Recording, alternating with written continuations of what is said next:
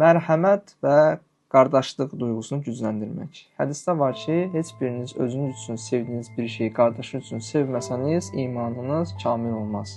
Yəni, mən bir şeyi sevirəm, mən istəyirəm ki, mənim malım mülküm olsun, mənim qəşəng imanım olsun. Qərə deyir ki, imanın üstündən kamil olsun. Bu istədiyin şeylər, bu arzu etdiyin şeylər öz qardaşı üçün də etməlisən. Məndə olan o gözəl nemətlər Seymurda da olsun. Məndə olan o gözəl nemətlər Hüseyndə də olsun. Bunu arzulamayana qədər imanımız kamil olmayacaq. Bir ağlar bir yoldaş var, onunla söhbət edirdim.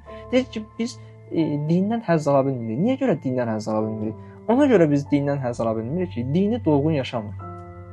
Bizdə ancaq rituallardır. Namaz qıl, dəstəmaz al, qüsul al, oruç tut. Ritual, hərəkətdir bizdə. Daxildə o deyir. Biz o dostum gileylənir ki, mənlə deyir, möminlər az maraqlanır. Axı biz mömin isə niyə görə bir-birimizlə rabitə qurmuruq? Niyə bir-birimizi soruşmuruq, halın, kefin? Heç belə bir nəfər aramızdan yoxa çıxanda zəng edib soruşmuruq ki, qardaş, necəsən, hardasan, neynirsən? Heç nə xəbərim yoxdur mənim. Maraqlanmırıq bir-birimizlə. Axı bu İslamdır.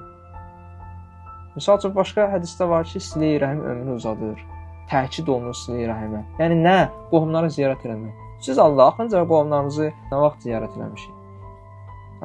Novruz bayramında, yeni il bayramında, bayramdan bayrama, ya da Allah iraq eləsin, ölüm itim olanda.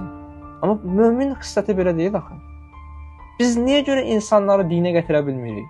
Niyə görə insanları biz o şövqü tanıtıra bilmirik? Çünki özümüz İslamı dolu-dolu yaşamırıq. Biz İslama dolu-dolu bağlanmamışıq. Bağlanmadığımıza görə hələ zahiri rituallarla məşğuluq, amma daxili o dinin daxilinə, özəyinə girə bilmirik. Həqiqi imana sahib ola bilmirik. Biz əgər həqiqi imana sahib olsuq əməllə, bilirsiniz nə qədər insan dinə gələr?